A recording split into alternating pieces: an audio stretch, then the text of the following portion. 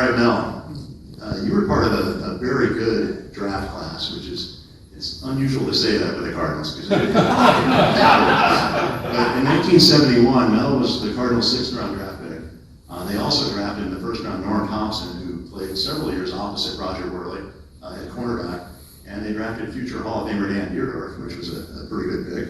And Ron Yankowski, who played 10 years for the Cardinals on defense.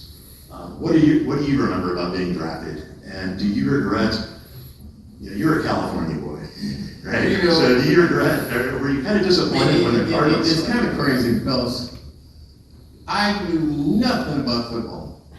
I was a baseball player until the 10th grade. I started playing football, but then in 1969,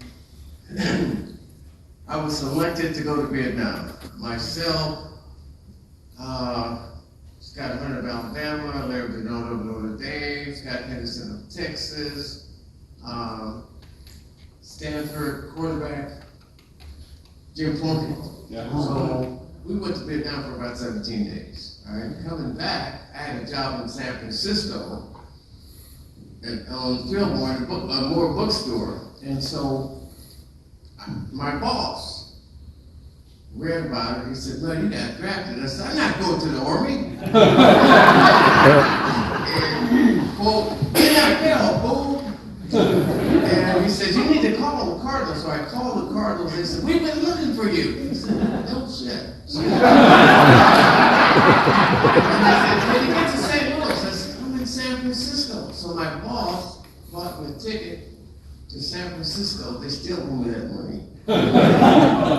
And the rest was kind of his. It wasn't as glamorous, as it is today. And we didn't make any money. It was.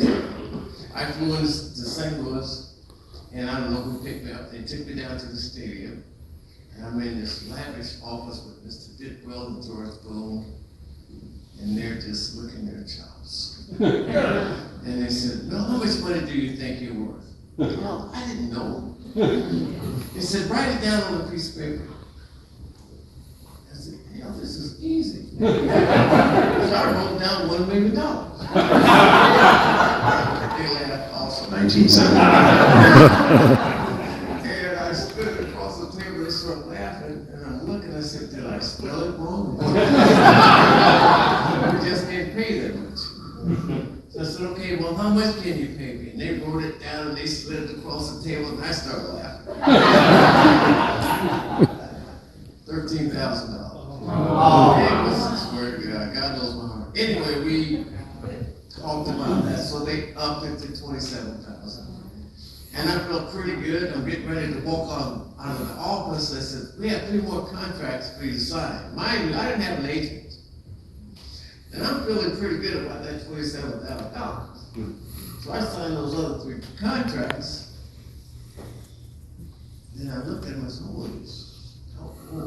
whoa. I said, it went down from 27 to 17.5.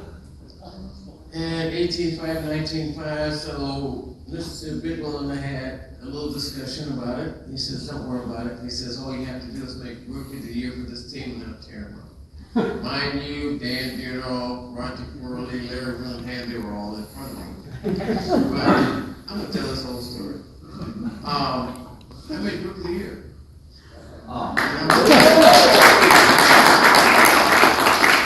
Bidwell didn't tear those contracts.